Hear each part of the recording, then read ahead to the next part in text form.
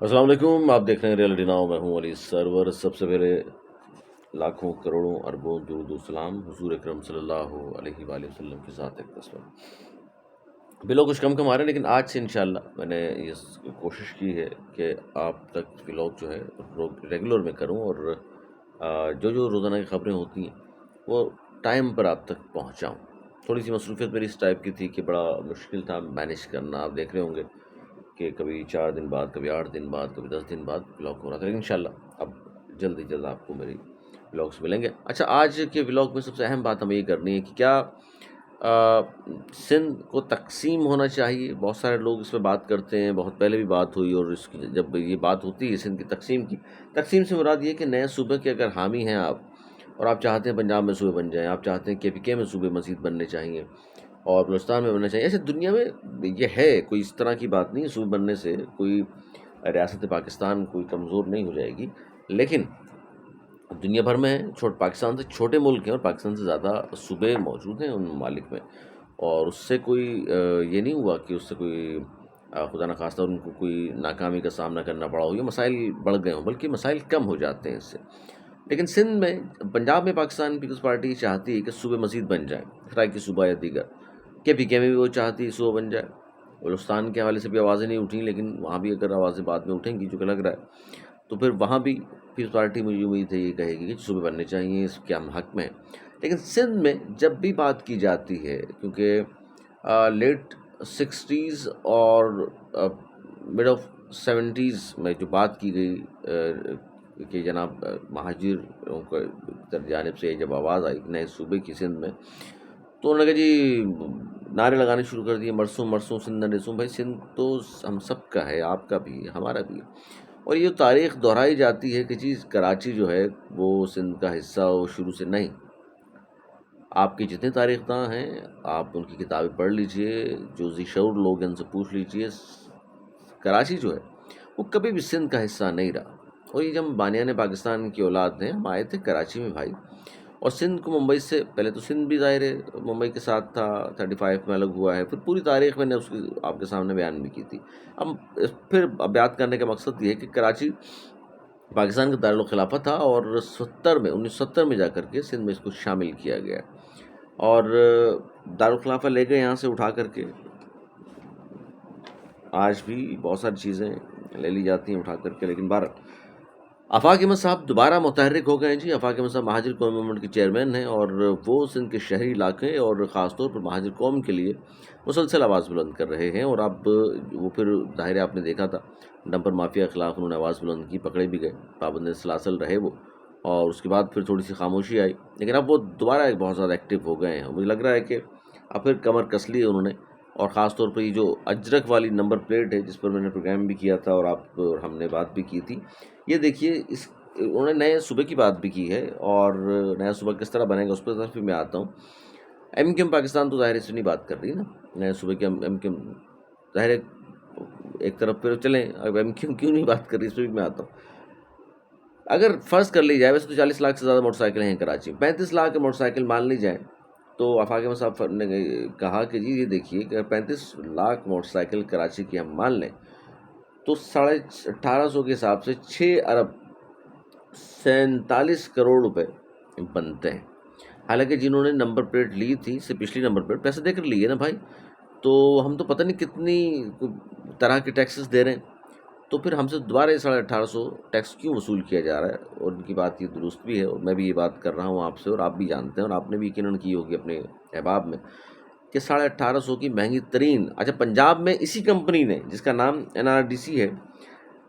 انہوں نے معاہدہ کیا تھا پنجاب حکومت نے اس کمپنی سے، اسی کمپنی سے سندھ حکومت نے معاہدہ کیا ہے، پیپلز پارٹی نے معاہدہ کیا، اندازہ کریں، ان کو وہ 800 روپے بنا کے دے رہی ہے، اور یہ کہہ رہے ہیں ہمیں جناب وہ 1850 بنا کے دے۔ یار مطلب ہم بھی یہیں رہتے ہیں، اسی پاکستان میں رہتے ہیں، اور اللہ کا شکر ہے تعلیم یافتہ بھی ہیں۔ آپ نے تو بعد میں یہ ساری چیزیں شروع کی، تو حیرانگی ہے کہ پنجاب سے بھی انہوں نے معاہدہ کیا اسی کمپنی نے، وہاں 800 اور یہاں 1850، اور سیم فیچر سیم کمپنی، حیران ہوں میں۔ اور یہ ثقافت زبردستی آپ مسلط نہیں کر سکتے. سندھ اسمبلی میں بڑی اچھی بات کی انجینئر عثمان نے. انہوں نے کہا جی سندھ اسمبلی میں دیکھ لیجیے اگر اتنی محبت ہے آپ کو اجرک کی ثقافت سے، حالانکہ ہم کسی کی ثقافت پہ کبھی بھی بات نہیں کرتا میں، اور بہت اچھی بات ہے سندھ میں ہم رہتے ہیں، اجرک کی ثقافت سر آنکھوں پہ کوئی بات نہیں، لیکن زبردستی مسلط نہ کرنا کسی کے اوپر بھی. انہوں نے کہا جی سندھ کی ثقافت کی اتنی بات ہوتی، پوری سندھ اسمبلی دیکھ لو کہاں ہے ثقافت. اس سندھ اسمبلی کہیں اجرک نظر نہیں آ رہی ہے تو بنی ہوئی.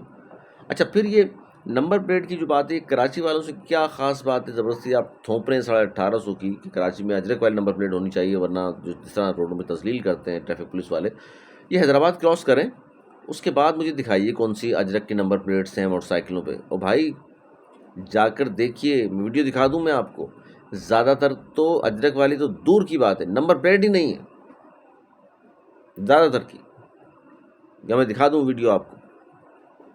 تو ان کا نمبر پلیٹ تو لگانے کا شعور دیجیے پہلے آپ، یا پابند کیجیے کم از کم ان کو اتنا کہ نمبر پلیٹ ہونی چاہیے. وہاں کیوں نہیں پوچھتی ٹریفک پولیس والے؟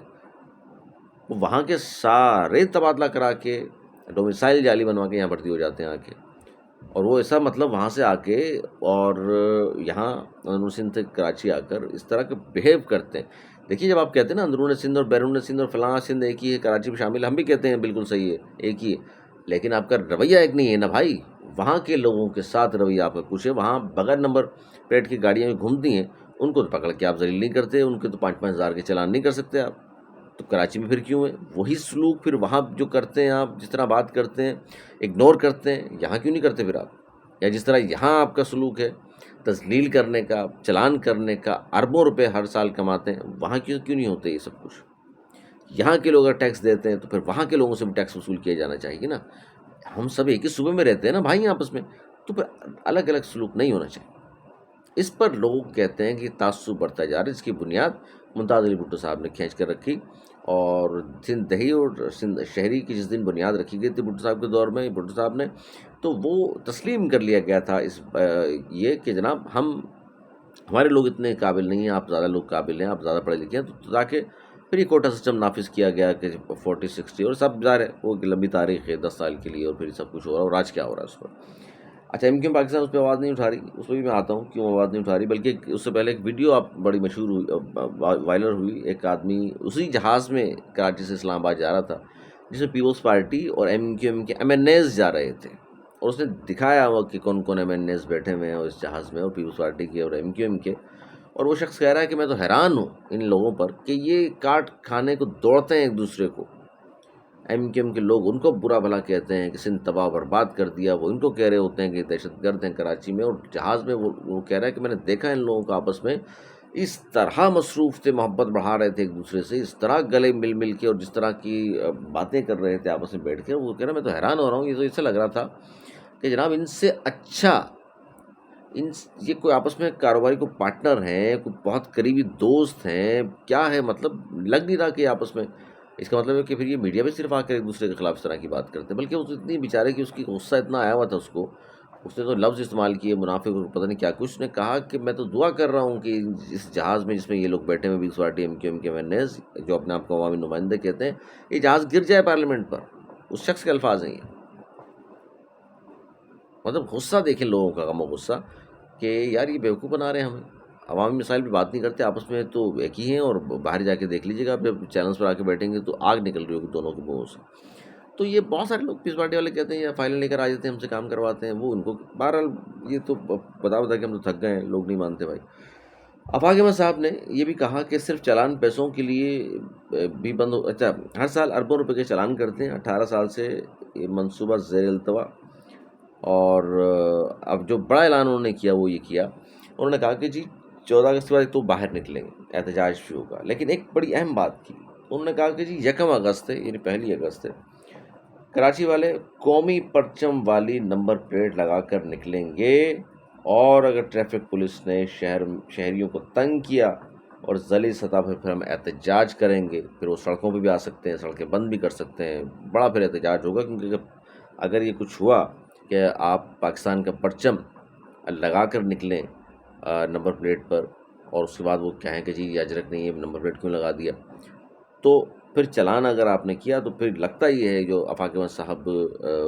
جس طرح کا غصے کا اظہار کر رہے ہیں، لوگوں کی پریشانی میں ساتھ کھڑے ہیں، وہ پھر دم مسکل اندر ہی ہوگا شہر میں، اور جو کہ نہیں ہونا چاہیے۔ اس سے پہلے ہی سندھ حکومت کو چاہیے مشاورت سے اس طرح کے فیصلے ہونے چاہیے، عجیب و غریب فیصلے زبردستی مسلط نہ کریں لوگوں پر۔ اور یہ بھی دنیا میں لطیفے ہمارے یہاں ہی ہوتے ہیں کہ جناب پہلے ہی مقرر کر لیتے ہیں یہ بجٹ میں اتنے ارب کے چالان ہوں گے، مطلب آپ کو کیسے پتا ہے کہ لوگ اس سال بھی قانون کا ساتھ نہیں دیں گے اور قانون کو پاؤں تک رون دیں گے یا ٹریفک قوانین کا احترام نہیں کریں گے، پتہ نہیں کس طرح پتہ چل جاتا ہے، ان کو حیران ہوتا ہوں میں تو۔ اچھا، انہوں نے یہ بھی کہا ہماری ثقافت کو مٹی میں ملا کر اپنی ثقافت تھوپی تو کوئی ہم برداشت نہیں کریں گے۔ وہ کہتے ہیں زبردستی یعنی ہماری ثقافت آپ چھوڑ دیں، مٹی میں ملا دیں اور اپنی ثقافت ہم پہ تھوپ دو، تو یہ بھی نہیں ہو سکتا۔ تو کھلم کھلا انہوں نے کہہ دیا جی، اور لگ ہی رہا ہے کہ بڑا مطالبہ کر دیا ہے، اور سندھ کی انتظامی تقسیم کا بھی مطالبہ انہوں نے کر دیا، اور اب جو ان کا پروگرام ہے نیاز حسین علیہ السلام کے حوالے سے، وہاں سینٹرل میں وہ بڑا پروگرام ہوگا، وہاں بھی وہ کوئی اعلان وہ کر سکتے ہیں۔ اس کے علاوہ پریس کانفرنس کا بھی ہے ان کا، تو ہو سکتا ہے اس میں اعلان کر دیں۔ ان کے وہاں بڑے زبردست قسم کے کارکنان وہاں موجود ہیں، نوید نارو صاحب اور دیگر لوگ وہاں جو بڑے بولڈ آدمی ہیں، بہادر آدمی ہیں، وہ اچھا کام کر رہے ہیں سینٹرل میں، اور سینٹرل میں جس جگہ وہ رہ رہے ہیں بڑی بات ہے جناب، اتنے گڑھ میں وہ رہ بھی رہے ہیں، اور وہاں مزید ان کے حسن سلوک کی وجہ سے کہہ لیجیے، ان کے اخلاقی حوالے سے کہہ لیجیے، جس طرح وہ پیش آتے ہیں لوگوں سے، میں نے دیکھا ہے باضابطہ خود ان کو، تو لوگ کافی ان کے ساتھ ساتھ مزید تعداد بڑھ رہی ہے ان کی وہاں۔ تو بہرحال یہ بھی ہے جو میں نے بتایا آپ کو، اور ایک انٹرویو دیا، چل اس پہ بات میں کرتا ہوں۔ اچھا، انہوں نے کہا جی اجرک کے اوپر پاکستانی پرچم آویزاں کرتا ہے اور 14 اگست تک بہت بڑی تعداد میں لوگ کر لیں گے، حکومت کو چاہیے کہ اس بنیاد پر پھر ان کا چلان نہیں ہونا چاہیے، اور بار کوڈ لگانے سے پھر صحیح ہے، بار کوڈ لگانے سے جرائم کیسے کم ہو جائیں گے، تو بتا دیجیے۔ اس پوری ایک ویڈیو میں کروں گا کہ یہ جو کیمرہ سبسڈی اور اس والا بڑی اہم ویڈیو دیکھیے گا وہ بھی آپ۔ جرائم روکنے کے لیے مقامی پولیس ضروری ہے، ہم سب جانتے ہیں مقامی پولیس جب تک نہیں ہوگی جرائم نہیں روک سکتے۔ غیر مقامی آتے ہیں، لوٹتے ہیں، مارتے ہیں یہاں کے لوگوں کو، ڈکیتی چوری تو اب رہنے کی ڈکیتی ہوتی ہے، سینہ زوری ہوتی ہے، اور چلے جاتے ہیں۔ سمن آباد میں نیاز امام حسین علیہ السلام ہے، تو جاتے جاتے ایک اور بعد میں کروں، ایک سابق رہنما ہوا کرتے تھے عارف اجاکیہ، جن کا نام تھا اس لیے کہہ رہا ہوں، اس کا نام تبدیل کر لیں، مرتد ہو گئے وہ، ان کے ویڈیو موجود ہے، آپ نے خود دیکھی ہوگی یوٹیوب پر، جس میں باضابطہ اعلان وہ کر رہے ہیں کہ میں مسلمان تھا اور اب ہندو۔ یار مطلب دنیا آخرت میں دونوں میں یہ شخص جو ہے نا، مرتد تو ہو گیا، دونوں میں ذلیل اور رسوا ہوگا، اور اس سے زیادہ گھٹیا شخص دنیا میں کیا ہو سکتا ہے؟ مجھے بڑی وہ ہوتی ہے اس طرح کے لوگوں پر کہ جو ایمان کی نور کی روشنی چھوڑ کر وہ ہندو ہو گیا، کہہ رہے جی میں نے کتاب پڑھی بھگوان گیتا اور میں بڑا۔ بہرحال اس طرح کے لوگ بھی اللہ تعالیٰ معاف فرمائے، لالچ میں، مفاد میں اس حد تک گر سکتا ہے، اس سے زیادہ تو گر کوئی سکتا ہی نہیں، جس سے عارف اجاکیہ گر گیا، کہ ان کا سابق رہنما تھا، یہ جمشید ٹاؤن کا ناظم عظیم بھی رہا۔ بہرحال اور وصوف کی گفتگو سنیے اس بغیر گھٹیا ترین آدمی کی، وہ کہہ رہے ہیں کہ دنیا میں، اچھا وہ خود جو دنیا کا گھٹیا ترین آدمی ہے اس وقت، وہ یہ کہہ رہا ہے کہ جناب دنیا میں گھٹیا ترین صرف 2 ہی لوگ آپ کو ملیں گے، ایک پنجابی ہیں اور دوسرے مہاجر ہیں، اور یہ حرامی مہاجروں کے ووٹ سے منتخب ہوا تھا اور مہاجروں کے تلوے چاٹتا تھا، اور آج یہ مہاجروں کو گھٹیا ترین جیسے الفاظ سے نواز رہا ہے۔ یہ میں نے اس طرح کہا، انشاءاللہ یہ دنیا میں بھی اور آخرت میں بھی رسوا بھی ہوگا، ذلیل بھی ہوگا، اور یہ جہنم کے آخری درجوں میں انشاءاللہ ہوگا، مجھے امید ہے۔ زیادہ میں بات اسلامی حوالے سے نہیں کرنا چاہ رہا، لیکن جو اس نے یہ عمل کیا، اس سے زیادہ گھٹیا عمل نہیں ہو سکتا اس دنیا میں۔ آپ کی آرا کہ مجھے رہے گا انتظار، اس حوالے سے آپ کیا کہتے ہیں؟ اور آفاق احمد صاحب نے جو نئے صوبے کی بات کی ہے، آفاق احمد صاحب نے نئی نمبر پلیٹ کی بات کی ہے، اس میں آپ لوگوں کے کیا، آپ اپنا اظہار خیال ضرور کیجیے گا۔ اس میں کوئی غلطی کوتاہی میری جانب سے بھی ہو گئی کوئی الفاظ میں تو معذرت چاہوں گا، لیکن میں سے اس بات پہ کر رہا ہوں، سیاسی اس مرتد کے حوالے سے بات پہ نہیں کر رہا۔ اپنا بہت خیال رکھیے گا، مجھے اجازت، مولانا کی بات۔